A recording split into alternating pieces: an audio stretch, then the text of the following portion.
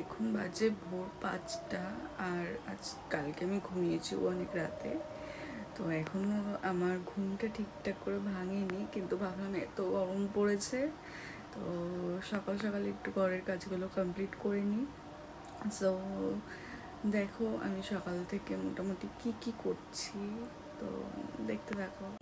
তো উঠেই তো ফার্স্টে একটু বারান্দায় গেছিলাম, বারান্দায় গিয়ে একটু হাঁটাহাঁটি করছিলাম, তারপর একটু পর্দা টর্দাগুলো সরিয়ে নিলাম। আর যেহেতু সকালের ওয়েদার তো একটু ঠান্ডা ঠান্ডা হাওয়াও দেয়, আর আমার ওই গাছটা ছোট্ট একটা ফুলও ফুটেছে, তো গাছটার নাম কি আমি ঠিক বলতে পারবো না। আর এইদিকে এখানে আমার মাছগুলো কি সুন্দর খেলা করছে দেখো।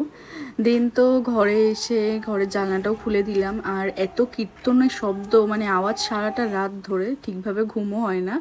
দেন ঘরে সব কাজ টাজ কমপ্লিট করে নিজেও একটু ব্রাশ করে নিলাম, ব্রাশ করে ফ্রেশ হয়ে নিলাম, আগে কাজটা করে নিয়েছিলাম ওই কারণেই। তারপর আমি চলে গেছিলাম পুজো দিতে। আসলে সকাল সকাল পুজোটা অনেক দিন বাদে এরকম সকালে পুজো দিলাম, আর পুজো দেওয়াটা একটা খুব বড় কাজের মধ্যে পড়ে, তো পুজোটাও সকাল সকাল দিয়ে নিলাম। আর আমাদের ঠাকুরের সিংহাসনটা কালারটা ফেড হয়ে গেছে, কারণ ঠাকুরের সিংহাসনটা না বহু পুরনো, আমি একদম ছোট থেকে এই সিংহাসনটাই দেখে আসছি, ওই জন্যই হয়তো কালারটা ফেড হয়ে গেছে। দেন তো আমি চলে গেছিলাম রান্নাঘরে, কারণ সকাল সকাল একটু চা খাবো, চা না খেলে আমি এনার্জি পাই না।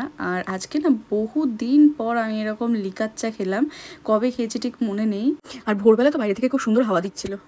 সো দেখো আজকে আমি প্রায় 5টার সময় ঘুম থেকে উঠছি, প্রায় না আমি 5টার সময় ঘুম থেকে উঠেছিলাম। আর ঘুম থেকে উঠে এখন যেহেতু 6টা বাজে, আমার সব কাজ কমপ্লিট হয়ে গেছে, মানে মেন যে কাজগুলো, যেমন ঘর ঝাড় দেওয়া, ঘর মোছা, পুজো দেওয়া।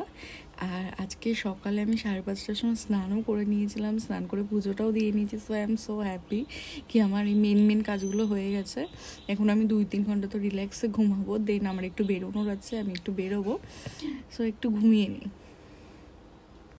আর ঘুমটা হওয়াতে না প্রচণ্ড ফ্রেশ লাগছিল। তারপর তো আমার বেরোনোরও প্রায় সময় হয়ে যাচ্ছিল, ওই জন্য আমি ঝটপট করে রেডি হয়ে নিচ্ছিলাম। আর ওই পাশে মাও আমার জন্য খাবার এনে রেডি করে রেখেছিল। আর এত গরম পড়েছে না, ওই জন্য একটু হালকা পাতলা মেকআপ করে নিচ্ছিলাম। আর যেহেতু বাইরে এত গরম, আমি জানি মুখে যাই দেবো তাই এত ঘেমে পুরো গলে যাবে, সো এই জন্য তাও একটু বাইরে বেরোলে একটু মেকআপ করেই নিলাম। সো এটা আমার লুক, এমন কিছু আহামরি সাজিনি। আর বাইরে বেরিয়ে তো যা গরম বলার মতো না, এত রোদের তাপ। আর দেখো স্টেশনে ভিড়টা দেখো, আমি যদি ওই ট্রেনটা ধরিনি, ওর পরের ট্রেনটা ধরেছিলাম, তো ততক্ষণ আমার অবস্থা খারাপ হয়ে গেছিলো। আর ট্রেনে উঠে একটা লোভনীয় একটা জিনিস দেখেছি, সেটা কি বলো তো, কাঁচা মিঠে আম। আমার যে কি প্রিয় বলার মতন, আমি আগের দিনও খেয়েছিলাম। তারপর তো বাড়ি ফেরার পথে দেখি প্ল্যাটফর্মে কোনো লোক নেই, আর স্বাভাবিক দুপুরের মধ্যে এমনিও লোক থাকে না, তার উপর আবার এত গরম, আর গরমের মতো না বেরোনোই ভালো। দিন তো বাড়ি ফিরে সেরকম কিছুই করিনি, একেবারে রাতে ডিনার প্রিপেয়ার করতে চলে গেছিলাম। এখন আমি বানাবো ঝাল সুজি, তো আমি কিভাবে ঝাল সুজিটা বানাই একটু একটু করে তোমাদেরও দেখাই। আর যদিও বা এই ঝাল সুজির রেসিপিটা আমার চ্যানেলে আলাদাভাবে পোস্ট করা আছে, তোমরা চাইলে দেখে আসতেই পারো, সো দেখতে থাকো। আচ্ছা, আমি এইদিকে সব কিছু কেটে নিয়েছি, এখানে 2টো পেঁয়াজ কেটে নিয়েছি, টমেটো কেটে নিয়েছি, আলু কেটে নিয়েছি, এটা কারি পাতা, আর এটা হচ্ছে গিয়ে লঙ্কা, আর এই যে আমার সুজির প্যাকেট, আর এটার মধ্যে আছে বাদাম। সুজিটাকে একটু জলে ভিজিয়ে নিই ভালো করে।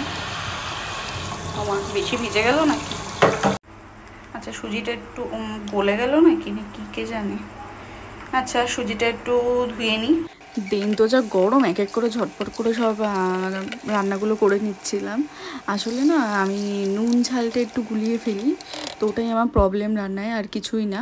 তো বেশ ভালোই হয়েছিল খেতে। দেন একটু সবাই মিলে ভাবলাম একটু বেরোই, হাঁটতে যাই, তো একটু রেডি হয়ে গেছিলাম। সো আজকের ভিডিওটা এই অবধি। ভিডিওটা ভালো লাগলে প্লিজ লাইক করে দিও।